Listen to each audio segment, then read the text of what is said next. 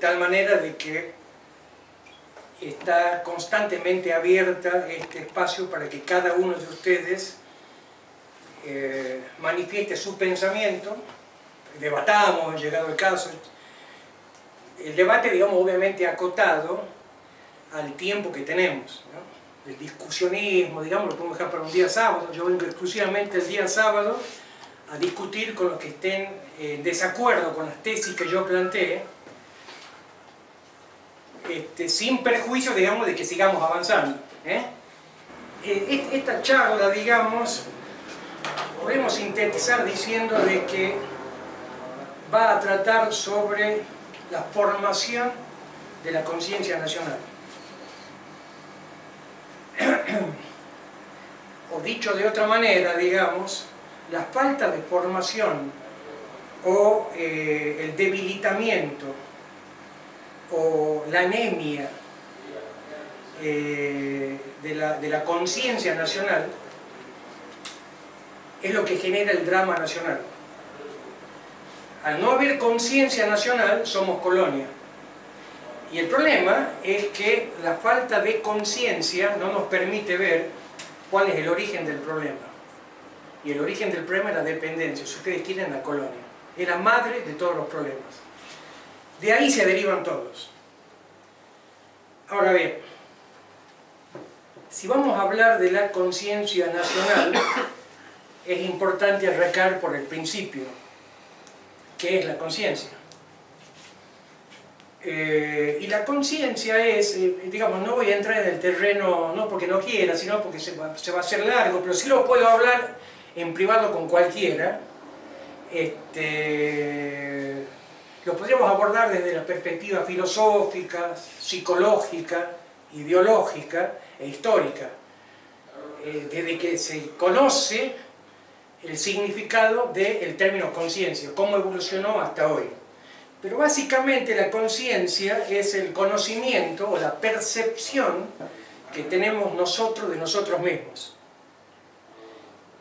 Es de alguna manera, o de todas maneras, la primera percepción que tenemos de nuestro existir, la conciencia de que existimos. Lo que siglos atrás Descartes dijo, pienso luego existo. Existo en la medida en que me pienso. Entonces el primer dato de mi existencia es la conciencia que yo tengo de mí mismo. A lo largo de la realidad, obviamente, que me circunda, soy, digamos, en un momento determinado de la historia, en un lugar determinado de la historia. A lo largo de los siglos hubo distintas concepciones que fueron marcando una evolución en la acepción del término conciencia, desde los presocráticos, pasando por Platón, que ustedes saben, él hace eje en un espacio donde lo vital era la idea, o sea, la idea existe con preexistencia del hombre. El ser humano, decía Platón, lo que dice, lo que sugiere, lo que piensa, son adecuaciones, son reminiscencias de una idea previa a él, eterna, que ya existe. O sea, de alguna manera esas ideas están en el limbo, dando vueltas, y se asientan en quien piensa. Quien piensa en realidad no crea esa idea. Para el pensamiento de Platón, el ser humano vendría a ser no el pensador, sino el fotógrafo. Tomo una foto y la emito. Bueno, ustedes sabrán, digamos, que Aristóteles plantea el problema exactamente al revés. Lo que existe es el mundo exterior. Y yo tengo, y que es previo a mí, y yo lo que tengo es una percepción del mundo que ya existe.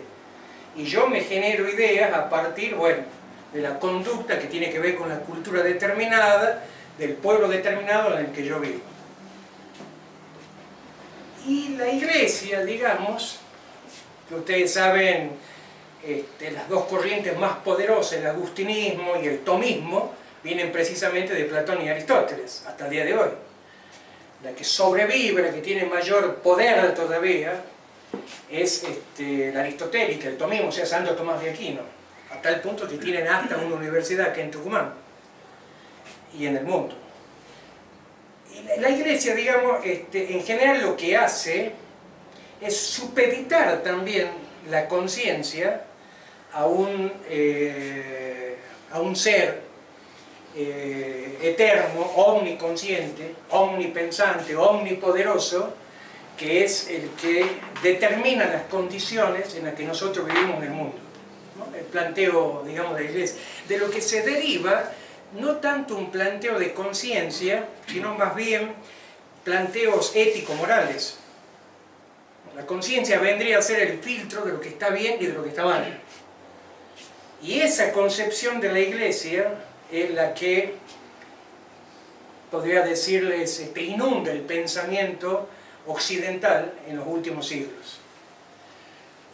De cada uno de estos temas yo podría hablar muchísimo. O sea, si a alguno le interesa en particular el desarrollo de uno de esos temas, lo puedo hacer, pero en otro momento. Lo que me interesa es llegar, digamos, a lo nacional y no a lo de hoy, porque no vamos a entender qué pasa hoy si no sabemos qué fue Borja, y para entender qué fue Borja tenemos que saber quién fue Mariano Moreno. Por eso, por mucha más razón, digamos, me interesa avanzar más, con mayor velocidad. El primero que en la modernidad plantea la de alguna manera independencia del ser humano con respecto a una divinidad es Descartes, precisamente cuando plantea pienso, luego existo. Yo existo en tanto soy capaz de pensar y de representarme al mundo. En ese momento, hasta ese momento, no había una diferencia entre pensador y observador. O sea, yo observo esta mesa con los elementos que hay, por lo tanto soy observador. Pero yo también soy el pensador, yo soy el que pienso las cosas que observo. ¿Se entiende lo que digo? Hasta ese momento, eso se veía como una experiencia bifurcada. El pensador y el observador parecían tipos distintos. Tuvieron que pasar, digamos, bastante tiempo más, hasta que Hegel primero y Marx después sintetizan, no en una persona, sino en clases, esa conciencia que viene divagando y viene estudiándose desde los presocráticos. Y entonces se conoce el pensamiento de Marx. No hay que tenerle miedo a Marx, ¿no? No soy marxista, pero digamos, hace muchos años que dejó ese cuco. Hay cosas brillantes del marxismo que se pueden adoptar, que se pueden estudiar, y otras que no. Entonces Marx lo que dice es, en la estructura de toda sociedad a la que concurren los hombres y mujeres en búsqueda de ganarse el sustento, por sobre eso está la superestructura, ¿no? Son las formas de la conciencia social. Es el ABC del marxismo, el pensamiento de Marx. Lo jurídico, lo político, lo religioso, lo filosófico, lo económico. Y ahí él plantea una síntesis entre ese pensador y ese observador que andaban divorciados por el mundo. Y habla de la conciencia social. Bien.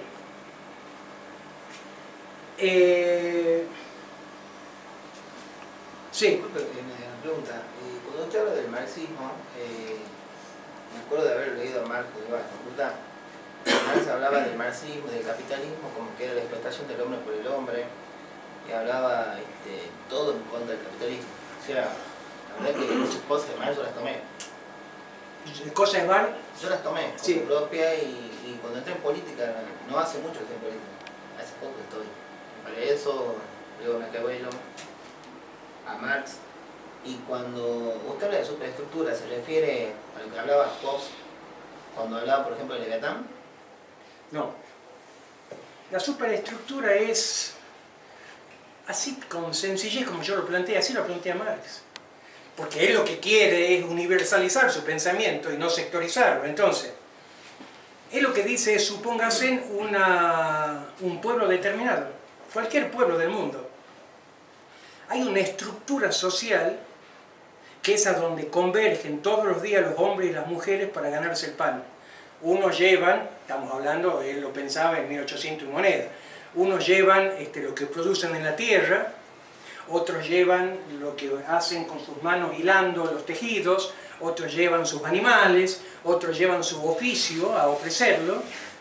Y en ese libre juego del mercado, los hombres y mujeres se juegan su vida diaria. O sea, las relaciones económicas. Por sobre esa estructura social, en cualquier lugar del mundo, está la superestructura, decía él. O sea, el poder. ¿Y cuál es la superestructura? Las formas de la conciencia social. Está la cultura, la religión, la política, la filosofía, la economía. ¿Se entiende? Y Marx lo que dice va mucho más allá, por supuesto, pero no quiero hablar de eso ahora, porque ahora no me interesa hablar de eso. En la génesis de toda confrontación, de toda lucha, está la lucha de clases. En esa estructura social ya está la lucha de clases. Bueno, que incluso él dice, Lenin mucho tiempo después, de que la conciencia social es esa, conciencia de la clase a la que pertenezco.